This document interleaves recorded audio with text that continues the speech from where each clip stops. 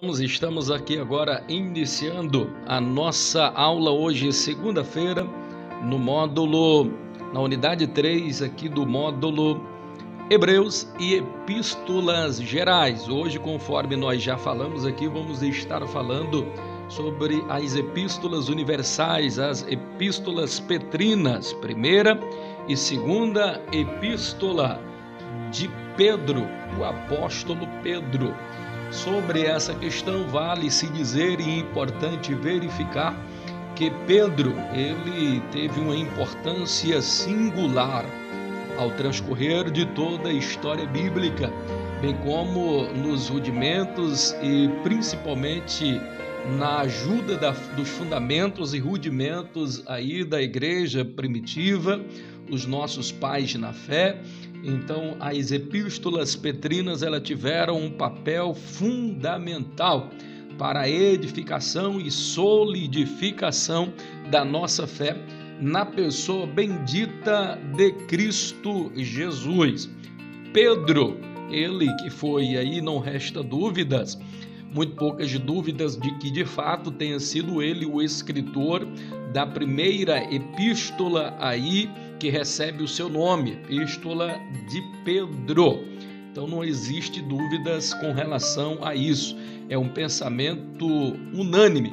Existe uma ou outra dissonância apenas mesmo entre os teólogos liberais. E quanto a isso não há novidade, porque principalmente os mais estudiosos aí, os teólogos da área liberal, eles sempre vão encontrar alguma coisa sobre o que falar, sobre o que se questionar. Sendo assim, não é nenhuma novidade nós entendermos esses pormenores quando nós vemos aqui alguma indagação de algum questionamento sobre a autoria disso ou daquilo. A gente já percebe que essa é uma tônica mesmo aí daqueles que são considerados aí da ala da teologia liberal.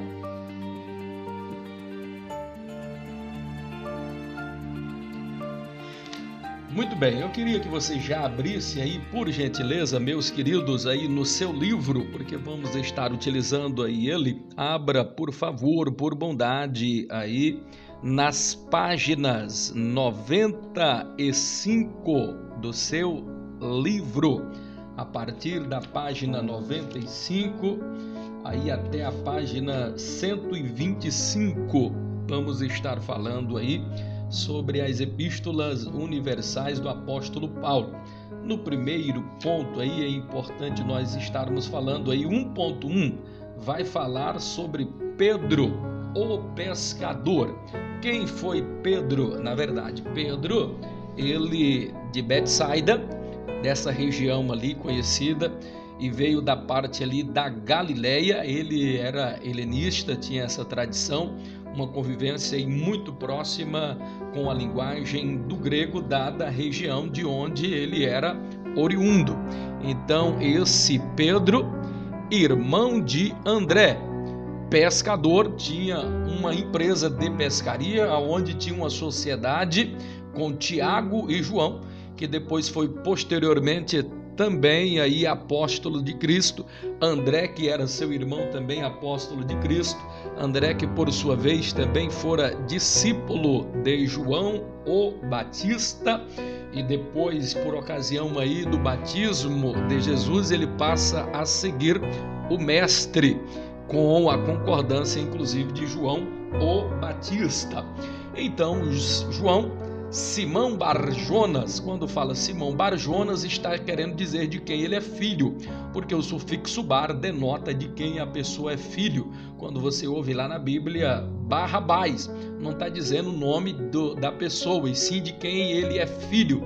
É filho de Rabás, Bartolomeu, filho de Tomai, e assim por diante. Quando você vê Simão Barjonas, está dizendo Simão, filho de Jonas. O sufixo bar vai denotar de quem ele é filho.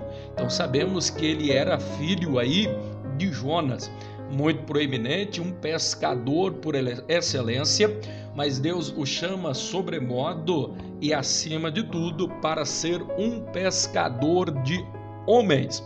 Sobre isso é importante ressaltar e verificar, meus queridos, vocês que já estão aí conosco, a Ellen Cássia, a missionária Ione, Ezequiel da Silva, Jadevan, grande abraço, meu amigo, vocês que já estão chegando aí, ainda um pouco número ainda de alunos em sala. Quero crer que daqui a pouco vamos estar chegando mais alunos aí para estarem conosco online. Merislane acabou de entrar também, grande abraço. Hoje temos uma aula maravilhosa aqui para estudarmos sobre a vida e a obra desse grande homem de Deus, a saber, o apóstolo Pedro. Pedro, para nós sintetizarmos melhor, nós vamos conhecer 3 fases na vida de Pedro. Se você olhar agora o Pedro das epístolas paulinas, ou petrinas, perdão, você vai ver algumas diferenças das 2 primeiras fases de Pedro. A primeira fase de Pedro, nós vamos encontrar ela lá no período dos evangelhos.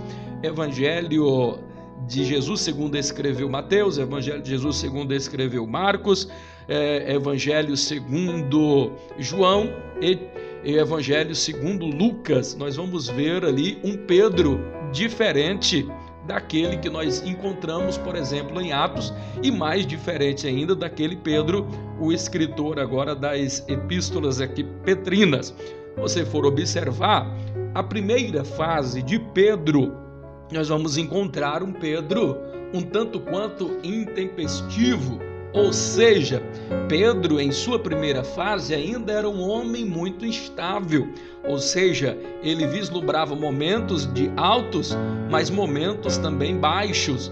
Ora ele estava aqui em cima, ora ele estava aqui mais embaixo, ele vivia em uma gangorra, como que se fosse uma roda gigante que estava girando, ora ele estava em cima, ora ele descia para baixo, quer dizer, existia ali muito se observa que era um homem muito instável, ao passo que ele tinha muita fé, daqui a pouco ele já estava pegando a espada. Esse mesmo Pedro que ele era pela sua própria natureza um homem que ele gostava muito, ele não se omitia, tinha algumas características peculiares muito importantes, não se omitia, seja para errar, seja para acertar, mas ele estava sempre tomando ali à frente de alguma situação. Mas encontramos momentos muito fortes, por exemplo, como o de João 6:66, aonde todos estão abandonando a Jesus, um dos momentos mais tristes da Bíblia Sagrada, aonde nós vamos encontrar Pedro quando Jesus disse: olha, vocês também querem me abandonar? Porque Jesus até aquele momento vinha operando grandes milagres, grandes maravilhas, mas a partir do capítulo 6 e o verso de número 66, uma mudança drástica começa a acontecer. Os discípulos vão os abandonando, a multidão começa a abandonar a Jesus, e Jesus disse: olha, vocês também querem me abandonar? Fiquem à vontade. E Pedro pega e diz a célebre frase: para onde iremos nós, Senhor, se só tu tens as palavras de vida eterna? Então ele tem momentos épicos lá em cima, mas tem momentos que ele está realmente lá embaixo. Quem poderia se esquecer quando ele nega a Jesus por 3 vezes? Então, ora ele está lá em cima, ora ele está aqui muito mais embaixo. Então ele está muito instável, e é nesse período de instabilidade, inclusive, que Jesus chama ele agora não mais de Simão, mas chama de Pedro. Mas você vai observar que em algum momento Jesus o chama de Simão, e já em outro momento Jesus o chama de Pedro. Quando Pedro fazia uma coisa boa, ele era chamado de Pedro. Quando fazia alguma coisa que não era tão boa, Jesus já o chamava de Simão. Quer dizer, ele estava vivendo momentos difíceis, hora aqui embaixo, outra hora aqui em cima, então estava um momento muito instável. Então Jesus ele o chama de Pedro, que quer dizer Petros, fragmento de pedra. E quando Jesus o chama de fragmento de pedra, e você vai poder observar, inclusive lá no Evangelho do Senhor Jesus, segundo escrevera Mateus, você vai observar algo bastante interessante. É que Senhor Jesus ele faz uma afirmação poderosa, e por causa desta afirmação poderosa que Jesus faz, A partir daí começa a existir muito equívoco, sobretudo naquela que nós conhecemos como a nossa prima, a Igreja Católica, inclusive de onde nós somos oriundos, saímos de lá quando ele desvirtuar os retos caminhos do Senhor, assim entendemos. Então a gente vai perceber e vai entender aqui, compreender a forma como eles analisavam, porque para eles o fundamento da igreja é Pedro, por causa dessa afirmação aqui de Mateus, no capítulo de número 18, e o capítulo de número 16, e o versículo de número 18, aonde o Senhor Jesus vai dizer assim para ele, de uma forma muito forte: pois eu também te digo, quando Pedro dá uma resposta muito, muito entusiasmada para Jesus, então diz: Pedro, eu também te digo que tu és Pedro, quer dizer, Petros, e sobre esta pedra edificarei a minha igreja. Logo eles entenderam que Pedro, a igreja seria edificada, a igreja seria fundada na pessoa de Pedro, e não existe um equívoco teológico mais estapafúrdio, mais relapso com a verdade e o contexto bíblico do que este, porque não existe nenhuma razão de ser para alguém ter esta compreensão.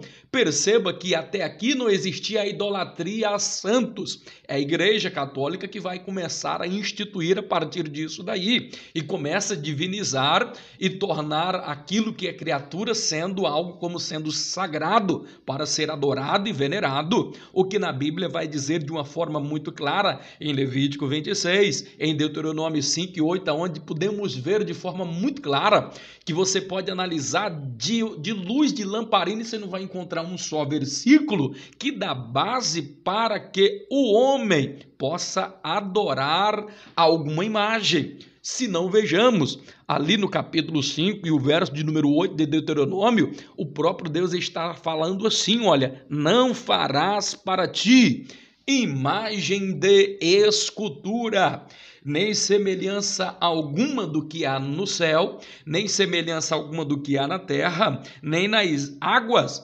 embaixo da terra. Então você não pode fazer uma imagem daquilo, nem do próprio Deus, nem do próprio Jesus, de nenhum anjo e de nenhum homem aqui na terra, ou de um peixe, ou de qualquer coisa, porque existem países que eles adoram, por exemplo, a minhoca como Deus, adoram vaca como Deus, o piolho como Deus, totens como Deus, então ratos como Deus. É um absurdo, uma sandice sem tamanho. Então Deus jamais iria concordar e jamais faria uma afirmação desta natureza. Pastor, então por que é que Jesus diz isso? Porque quando ele diz: olha, pois eu digo que tu és Petros, digo que tu és Pedro, fragmento de pedra, e sobre esta pedra edificarei a minha igreja. Então aqui está o equívoco. Quando vocês vão perceber que uma parte está falando de Pedro. Então quando diz: eu lhe digo que tu és Petros, Petros aqui, ele é masculino. E ele vai dizer agora, vai mudar de Petro para Petra. Petra é pedra, rocha. Então ele disse assim: e sobre essa rocha, Jesus está falando ele, e sobre esta rocha edificarei a minha igreja. Então é sobre a rocha que é Jesus. Então nós vamos observar Pedro falando sobre isso, nós vamos observar que Jesus, ele é a pedra angular da esquina. Então a pedra é Jesus.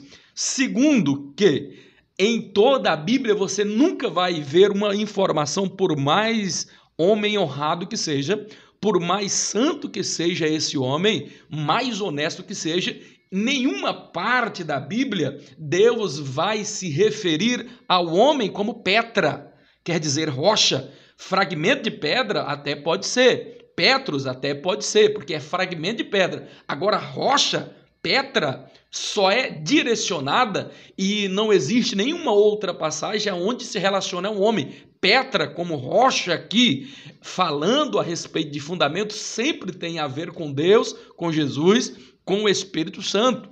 E isso precisa ficar claro e muito claro em nossa mente. Para que alguém não tenha dúvida, eu vou até fazer aqui uma análise para você aqui ter uma questão. Primeiro, Petros é masculino. Não tem dúvida com relação a isso. Petra é feminino, quer dizer rocha. Outro sim. Perceba, eu tenho esta caneta aqui, está em minhas mãos, sim ou não? Esta caneta está em minhas mãos. Eu pego agora a minha Bíblia e eu vou dizer, esta Bíblia está em minhas mãos. Ou eu poderia dizer, não sei se vocês conseguem visualizar aqui, eu estou pegando em uma mesa. A minha esposa, que é professora de inglês, ela diria assim, olha, quando diz assim, esta caneta, então ela vai dizer assim, this pen. E se for a Bíblia, por exemplo, diz Bible. Se for a mesa aqui, por exemplo, diz table. Então quer dizer, esta caneta, esta Bíblia, esta mesa. Quando eu digo esta, ela vai dar o pronome aqui para você entender melhor a respeito disso daqui. Olha, então pronome demonstrativo de algo que está perto. Então quando eu digo esta, é algo que está ligado aqui à minha mão, ao alcance da minha mão. Esta, diz Bible, esta Bíblia, diz pen, esta caneta, diz table, esta mesa, é algo que está ao alcance da minha mão. Mas o interessante é que Jesus não disse sobre esta pedra, Jesus ele disse sobre essa pedra. E aqui está a diferença. Porque se o pronome demonstrativo esta se refere a algo que está ao alcance da sua mão, agora o outro pronome possessivo, ou pronome demonstrativo, que é o essa, e é essa que Jesus escreve aqui, ele vai referir-se a algo que está distante. Então Pedro estava distante. Se Jesus estivesse falando de Pedro, Jesus diria da seguinte forma, e sobre essa pedra, Pedro, porque está distante, sobre esta pedra, Pedro, está distante, aí seria com Pedro.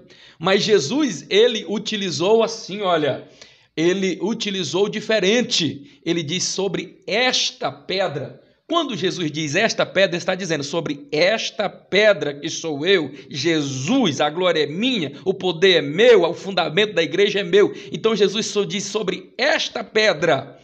Então quando ele diz esta pedra, então não sobrou mais espaço para Pedro, porque se fosse se relacionar a Pedro, ele não teria dito esta, Jesus teria dito essa pedra, porque está distante, longe das minhas mãos. Está longe do alcance das minhas mãos. Se fosse para Pedro, ele teria dito sobre esta pedra, Pedro, que é você. Não, ele diz sobre esta pedra, que sou eu, o grande eu sou, o Deus Jeová, o Deus Todo-Poderoso. Não sei se deu mais ou menos para vocês entenderem e sintetizar aí sobre essa questão. Aleluia! Infelizmente a internet está muito ruim. Porém, o professor está gravando a aula em outro aparelho, depois podemos disponibilizar. Muito bem, pastor Paulo Rodrigo está falando. Nós estamos aqui, além dessa transmissão, estamos também com uma outra gravação que depois nós vamos estar disponibilizando. Se essa aqui não ficar muito tranquilamente, a gente disponibiliza depois aí para vocês, ok? Grande abraço aí a todos, vamos continuar aí com a nossa aula. Já que você entendeu este contexto agora, aí na página ainda do seu livro, na página de número 95, onde nós estamos falando, 1.1, Pedro o pescador. Então, estamos aí na primeira fase. A primeira fase de Jesus é essa, que ele está muito instável. A segunda fase aí da vida do apóstolo Pedro é registrada em Atos. Em Atos, nós já percebemos uma nova fase aqui do apóstolo Pedro. Nesta nova fase, nós vamos observar algo por demais interessante. É que Paulo agora deixa de ser impetuoso, intempestivo e instável, e agora ele começa a ser uma pessoa mais prudente, uma pessoa que agora já consegue ter uma certa estabilidade. Ele deixa de ser instável para começar a ser estável. Quer dizer, ele já tem agora uma certa estabilidade, uma certa firmeza, que começa a adquirir com a experiência e logo depois da morte e ascensão de Jesus Cristo de Nazaré. Isto é tão verdade que você vai perceber agora ápices, momentos maravilhosos que você vai perceber na vida de Pedro. momentos maravilhosos. Os altos começam a ficar mais constantes. Se não percebam, ali no momento de Pentecoste, olha como que Deus usou poderosamente. Observa a pregação do apóstolo Paulo. Ele, em uma pregação, 3.000, 5.000 almas aceitam a Jesus, se convertem, rendem aos pés do Mestre. Que maravilha! Louvado, engrandecido é o nome do Senhor Jesus, que é digno de toda honra, digno de toda a glória. Então nós vamos ver agora também uma outra terceira fase, que é exatamente esta, que é a fase onde nós temos as epístolas aqui petrinas. Então nós vamos perceber um apóstolo Pedro um tanto quanto diferente daquelas duas primeiras fases. A fase do Evangelho, um Paulo mais intempestivo. A fase agora, a segunda fase no livro de Atos, que já é um homem que consegue conseguir uma certa estabilidade em que os momentos mais altos, os ápices da vida dele, estão mais presentes, ao passo que os momentos de fragilidade, os momentos de instabilidade começam a diminuir. E agora chegamos aqui nas epístolas petrinas, aonde nós vamos encontrar um apóstolo Pedro bem diferente, mas muito diferente mesmo daqueles outros dois daquela primeira fase. Primeiro, porque agora ele já está avançado de idade, levando-se em consideração que agora ele já está em uma tenra idade, ou já está numa idade avançada, perdão, numa idade bastante avançada, e por estar em uma idade bastante avançada, a experiência o leva agora em um outro estágio. E nós vamos observar aqui o quanto esse homem está aqui cônscio, seguro das suas palavras, o quanto ele está agora abençoado e fortemente respaldado dentro da palavra de Deus. Então, já que você entendeu essas três fases aí da vida do apóstolo Pedro, vamos agora caminhar sobre a questão da autoria. 1.2 aí do capítulo 1 da unidade em que nós estamos estudando. 1.1 a respeito da autoria. Se não vejamos, percebam, sobre a autoria aqui da epístola de Pedro, é importante dizer, vale-se dizer, importante ressaltar que a primeira epístola de Pedro não existe assim uma análise, ainda que hipotética, de alguém, por exemplo, com argumento sólido, dizer que não fora ele o escritor aqui desta carta, desta epístola.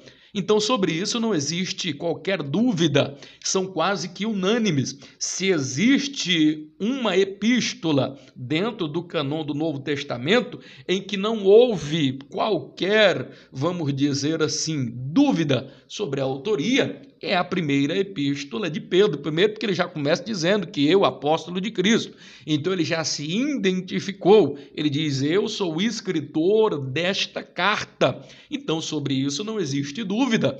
Como não existe dúvida, por exemplo, nos nossos pais na fé. Nenhum pai da fé negou a autoria desta carta, não sendo de Pedro.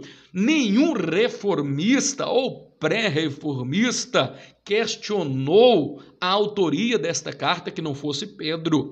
Os principais teólogos, até os mais odiernos, nunca existiu nenhum outro que questionou a autoria desta carta. Não, mas nós encontramos dentro da teologia liberal, pastor, um ou dois dissonantes que dizem que pode ser que esta carta não teria sido escrita pelo apóstolo Pedro e argumenta para tanto porque a carta ela tem nuances de um grego muito cristalino, um grego muito bem estruturado. Então, assim, na argumentação desses teólogos liberais, e eles questionam a tudo. Então, eu não costumo nem dar muito ouvido a esses teólogos liberais, porque se todos os reformistas, pré-reformistas, o pai da igreja, nunca ao longo da história não houve nenhuma contestação com relação a isso, como é que aparece agora um teólogo liberal e tenta argumentar uma tese que não tem nenhuma razão de ser? Primeiro porque ela própria se desfaz, porque nesta carta, primeira epístola, até o próprio Pedro ele diz que escreveu essa carta em parceria com Silvano. Quem é Silvano? Silas. Então Silas ele era um homem erudito, conhecedor do grego helenista. E segundo, que não tem nenhuma sustentação, porque o próprio Pedro, porque eles argumentam que aqui o grego é muito sofisticado. Ora, Pedro era da Galileia, ele veio de Betsaida, esta região era helenista, então assim, aonde o grego ele tinha uma predominância, então era natural que Pedro conhecesse ali as nuances e toda a cristianidade ali do grego, e por isso escreve com muita propriedade. E segundo, que aqui Trajano, Silas era um erudito e estava com ele e foi coparticipe aqui, não vou dizer coautor, mas esteve ali na instrução, como que um escriba orientando, fazendo ali de repente alguma correção ou outro. Então não existe uma análise, ainda que hipotética, e alguém, por exemplo, queria argumentar que esta carta não teria sido escrita por Pedro. E já se aqui nós não temos aqui nenhuma resistência que a autoria teria sido aqui do apóstolo Pedro, na segunda epístola nós já vamos encontrar aqui uma aparente contradição, e por causa dessa aparente contradição, essa carta ela demorou-se muito tempo para ser aceita dentro do cânon do Novo Testamento.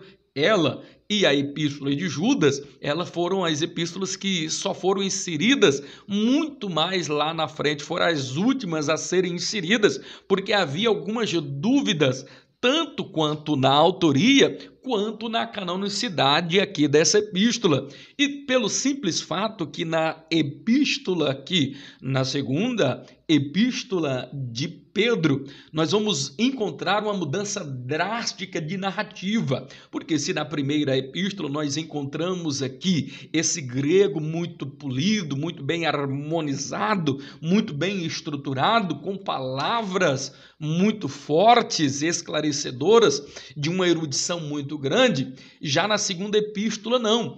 Ali nós vamos perceber que as frases não são tão assim, tão contundentes, tão muito bem elaborada. O grego ele não está assim tão muito estruturado em seu original. Exatamente por causa disso, alguns argumentam de que não teria sido Pedro e que possivelmente, e por causa até de uma similaridade, alguma parte ali com a epístola de Judas, então eles tentam ali, principalmente os teólogos liberais, argumentar que não teria sido Pedro o escritor aqui desta carta. Contudo, não existe nenhuma razão de ser, uma análise ainda de que hipotética, de que possamos assim conjecturar de uma forma diferente. Haja vista que nós vamos observar dentro do contexto dessa carta o próprio apóstolo Pedro aqui argumentando a partir no capítulo 1 até o verso 14, nós vamos observar ele próprio dizendo que ele dizendo que foi ele quem escrevera, eu, apóstolo de Cristo, servo de Deus, escrevi a carta. E nós vamos observar que o mesmo Pedro ele vai dizer a seguinte, olha, esta é a segunda carta que vos escrevo. Ora, se ele está escrevendo a segunda, é porque existiu a primeira.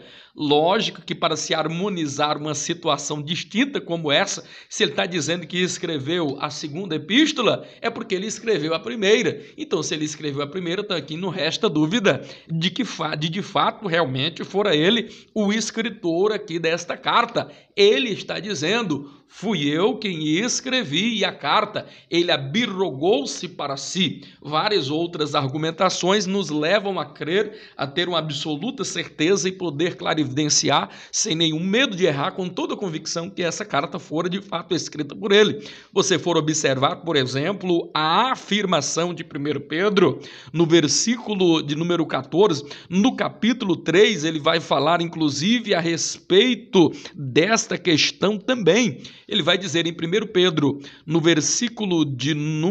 capítulo 1, do versículo 6 até o versículo de número 17, salvo engano, ele vai estar falando a respeito disso. Percebam que ele vai dizer mais ou menos assim, olha, mas nós ouvimos em sua majestade, onde o Pai o glorificou, dizendo, este é meu filho amado, em quem eu me comprazo.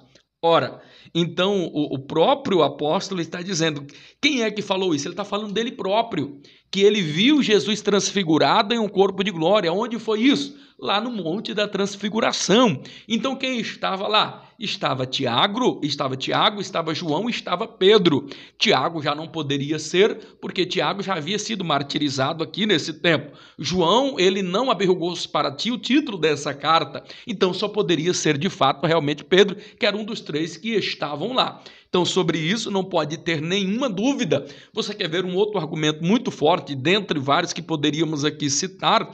A própria citação no verso 14 do capítulo de número 1, ele vai dizer da seguinte forma, dizendo a respeito de como seria. Ele vai argumentar que o Senhor Jesus, o Mestre, mostrou a ele como seria a sua morte. E nós sabemos que a morte de Pedro foi martirizado, sendo crucificado também pelas mãos e atados, e ele vai citar. E essa afirmação ela vai colaborar e ela vai de frente com aquilo que no capítulo 21 e no versículo de número 19, 18 e 19, salvo engano, aonde nós vamos observar ali da seguinte forma, Jesus falando a respeito ali de Pedro sobre essa questão, diz, na verdade eu te digo, e ele vai dizer de forma bem enfática, Pedro, quando tu eras moço, tu andava para onde tu queria, tu passeava para onde tu queria, mas porém quando tu estiveres velho,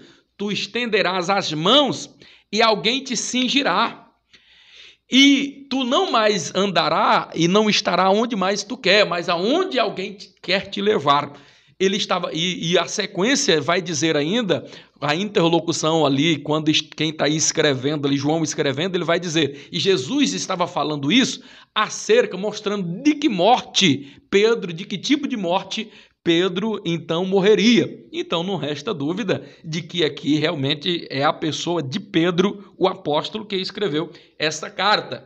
Porque razão muitas pessoas não observaram para esses fatos e durante muito tempo, de muitos anos, demorou-se então para aceitar a canonicidade e a autoria dessa segunda carta. Se na primeira não teve nenhuma dúvida, percebemos várias dúvidas aí com relação a essa questão. Só me dá o horário aí para mim não me perder, eu estou sem o relógio aqui. Muito bem, é porque demos uma atrasadinha, deixa eu só...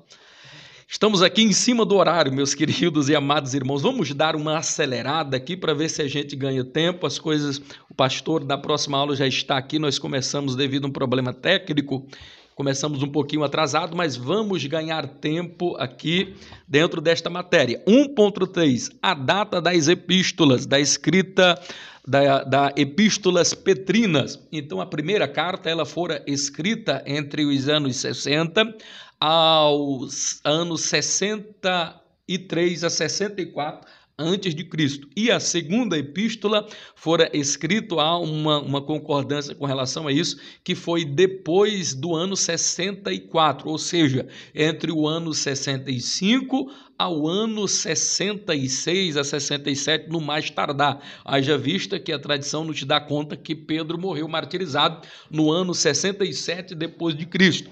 E se na primeira carta fala muito a respeito de uma perseguição, vai colaborar muito com o tempo da perseguição que Nero promoveu à igreja. E essa perseguição, ela vai durar e vai perdurar e permanecer aí durante um bom tempo. E vai permanecer até o ano 64. Então, no ano 64, essa perseguição ela vai cessar por um pouco. E é quando cessa essa perseguição aí, inclusive, que é escrito esta segunda epístola petrina.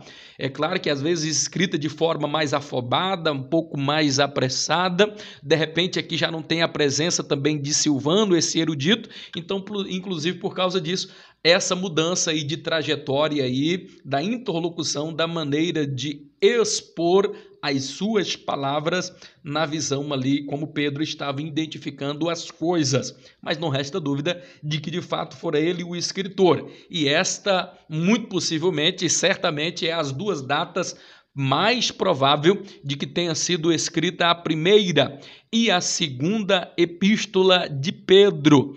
Então, assim, se não existe agora dúvida, o período que ele escreveu, existe uma dúvida do local. onde Pedro escreveu, por exemplo, esta carta. Porque se Paulo escreveu, e a tradição diz que ele escreveu de Roma, e se ele escreveu de Roma, os teólogos liberais e alguns vão argumentar da seguinte forma: se Paulo escreveu de Roma, por que é que ele diz que estava em Babilônia? Quando ele diz Babilônia, primeiro que a gente precisa entender, tem pelo menos aqui duas Babilônias, a Babilônia ali do rio Eufrates, a Babilônia da egípcia, a Mesopotâmia, quem poderia esquecer? Mas o interessante é que essa afirmação de que escreve de Babilônia, ele não está falando a uma cidade, e sim a circunstância aonde ele está, porque Babilônia significa um mundo rodeado de pecado, de muitas outras coisas, como é registrado, por exemplo, em Apocalipse. João está na ilha de Patmos e ele recebe a visão e ele fala inclusive de uma Babilônia, e aquela Babilônia ali ela é figurativa, não é uma Babilônia, uma cidade na verdade literal, é mais uma sua situação, uma condição de como estão as conjecturas atuais. Então, assim, não podemos afirmar que foi realmente de Babilônia, até porque não existe nenhum registro que Pedro tenha passado, por exemplo, por Babilônia, nem a egípcia, Mesopotâmia, da região aqui do rio Eufrates, nada disso. Ele nunca passou por lá, não tem nenhum registro. Então, o mais provável mesmo é que, como está registrado na tradição, é que tenha escrito essa carta aqui de Roma. E para quem ele escreveu esta carta? Ele escreve esta carta e ele identifica para quem ele está escrevendo. Ele está dizendo que é para aqueles que estão na região do Ponto, da Galácia, da Capadócia, da Ásia e da Bitínia. E toda essa região aqui nós sabemos que fazia parte da Ásia Menor, atual porção da Turquia asiática nos dias de hoje. Então, alguém até pode argumentar, mas aqui é a mesma região que Paulo esteve, sim, só que nesse momento, por ocasião ainda da primeira viagem missionária, apóstolo Paulo não tinha passado por aqui ainda, ele só vai vir já a partir da outra viagem missionária. Então, quem passou aqui agora, ainda não tinha passado Paulo por aqui, ele passa por essa região, mais especificamente na região do Ponto aqui, da Capadócia, Ásia e Bitínia. Então é para esses, e ele diz que aos que estão dispersos. Percebam aqui a forte ênfase, ele vai dizer aqueles que estão dispersos. Na primeira epístola, ele já começa dizendo algo muito forte aqui. Primeiro ele vai comparar esses cristãos como dispersos. E dispersos por causa de quê? Por causa da diáspora, desde aquele acontecimento ali especificamente, aonde Estevão é morto. Por causa da morte de Estevão, começa uma grande perseguição, eles começam a se deslocar por lugares mais longínquos da face da terra, tentando fugir de quê? Dessa grande perseguição que está acontecendo. Então acontece essa pequena diáspora e eles começam a ficar dispersos. Segunda coisa que nós identificamos aqui também na epístola de 1 Pedro é que eles chamam estes a quem ele está destinando a carta, vai chamar eles de forasteiro. E forasteiro e peregrino também somos nós aqui na terra. Mas eles eram forasteiros por causa de uma questão, porque foram dispersos, porque foram perseguidos e para salvar sua vida eles são dispersos e vão ali para várias outras cidades. Uma outra coisa que o apóstolo Paulo chama aqui a atenção, ele vai chamar estes a quem ele está destinando a carta de eleitos. Ora, eles são dispersos por causa ali da perseguição política e religiosa. Segundo, eles são forasteiros por causa do aspecto social. Terceiro, eles são eleitos pela escolha divina aqui de Deus. 1 Pedro 1 e 3, nós vamos observar que Jesus ele já vai começar aqui entrando muito forte, porque aqui ele já vai falar sobre a salvação como presente de Deus.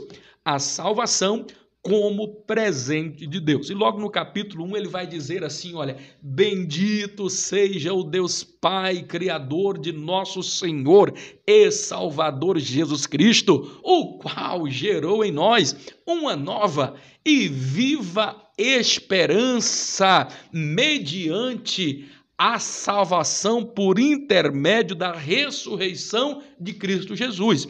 Então ele já começa aqui dizendo qual é a fonte da nossa salvação e qual é a natureza da nossa salvação. A natureza da nossa salvação está presente na afirmação quando ele diz por uma nova e viva esperança. Qual é a natureza da nossa salvação? A natureza da nossa salvação é uma nova e uma viva esperança em que? Agora vai falar a fonte da nossa salvação. Qual é a fonte da nossa salvação? O versículo ele já vai explicar aí muito claramente que é mediante a ressurreição de Jesus Cristo de Nazaré dentre os mortos. Então ele já começa dizendo aqui a fonte e a natureza da nossa salvação. A nossa natureza da salvação vem de quê? De uma nova e viva esperança. Isso significa dizer que Jesus é a nossa esperança. E o apóstolo Pedro aqui ele está falando enfaticamente a respeito desta viva esperança, porque o crente jamais perde a esperança. Por quê? Porque Jesus é a nossa esperança. Jesus ele até morreu, a nossa esperança morreu um dia, mas ao terceiro dia ela ressuscitou para nunca mais morrer. Então, existe um adágio popular que diz que a esperança é a última que morre, só se for para eles lá. Para o crente, jamais pode morrer. Eu colaboro e eu cito aqui, já chegando aqui no finalzinho, finalizando aqui os dizeres, ainda tinha muito para nós falarmos, mas não cronometramos bem aqui o tempo e vamos acelerar aqui. Sobre essa questão dessa bendita, dessa nova esperança, eu até gostaria de citar uma frase de um camarada fantástico, vencedor do prêmio Nobel, Albert Schweitzer. Ele tem uma frase fantástica que ele diz que a tragédia não é quando alguém morre, a tragédia é quando morre dentro do homem algo importante estando ele ainda vivo.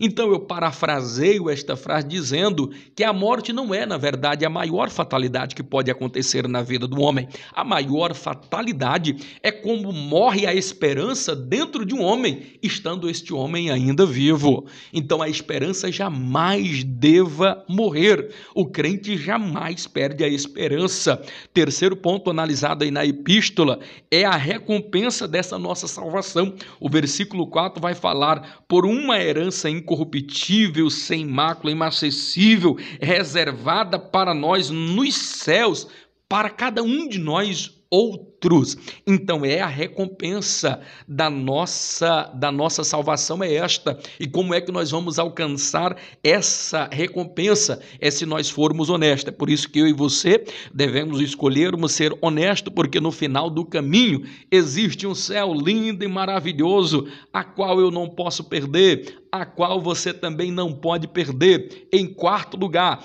a segurança da nossa salvação. O versículo 5 vai tratar a respeito disso. A nossa segurança, como é que eu tenho certeza? Se eu fui honesto, como é que eu vou ter a certeza, a segurança da minha salvação? Então, quando eu sou honesto, eu posso dizer que eu estou salvo, e em segundo plano eu estou sendo salvo, e por último eu serei salvo.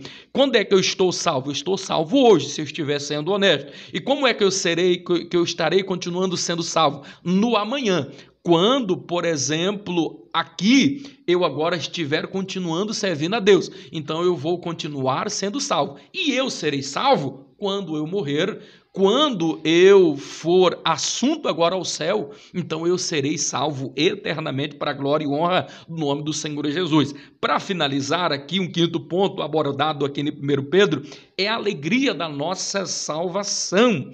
E esta alegria, queridos, da nossa salvação, o crente jamais poderá perdê-la. E por que é que nós não podemos perder? Porque se você perder uma alegria da salvação, querido, você perdeu tudo. E é a mesma coisa que passou, por exemplo, Davi. O pior momento da vida de Davi foi quando perdeu a alegria da sua salvação.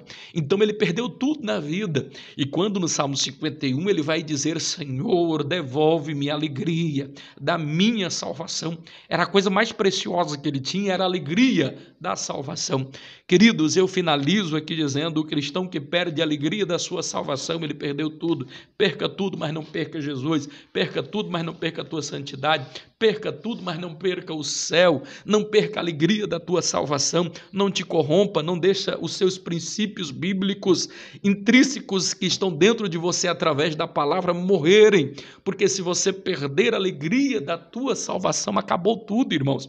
E isso é o que nós estamos vivendo, infelizmente, muitos dos nossos dias odiernos. Presenciamos isso em nossos cultos, presenciamos isso no nosso viver diário, contínuo. Você olha para a pessoa dentro de um culto, você não percebe mais esta alegria, aquele brilho no olhar. Percebam que nem mais lenço as pessoas trazem, na verdade, para o culto. Eles passam o culto ali de olhos enxutos. Eles não estão mais preocupados, parece, com esta alegria, com esse fervor. É um mero formalismo o fato de estar ali presente em um culto. Estão mais para assistir do que, na verdade, para cultuar a Deus.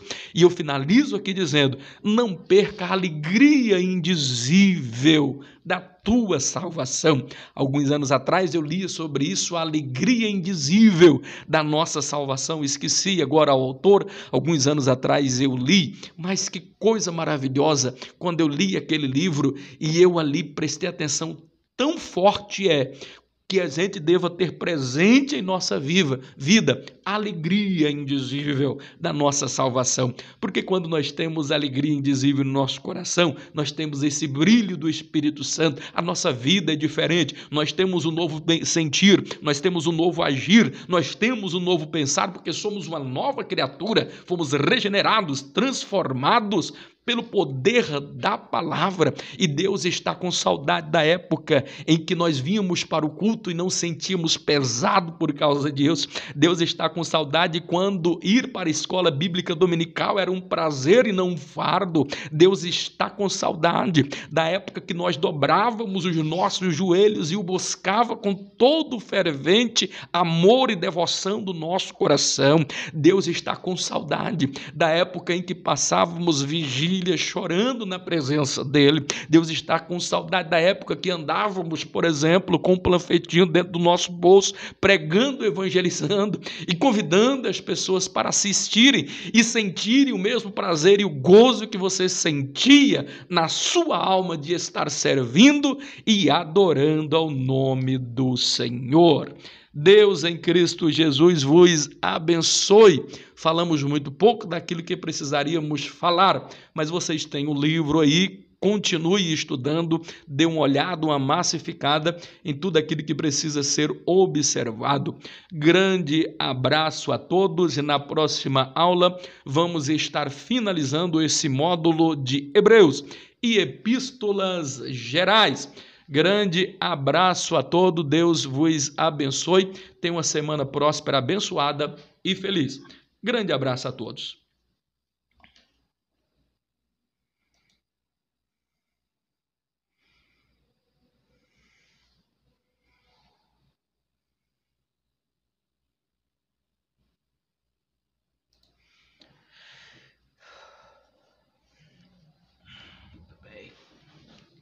Desculpa aí, pastor, é porque já peguei atraso aí, deu problema aqui. E não queria, eu ainda falei um tempão e não estava saindo o áudio, eu teve que começar de novo. E só Jesus, eu não falei nem a terça parte do que era para ser falado, mas é assim mesmo.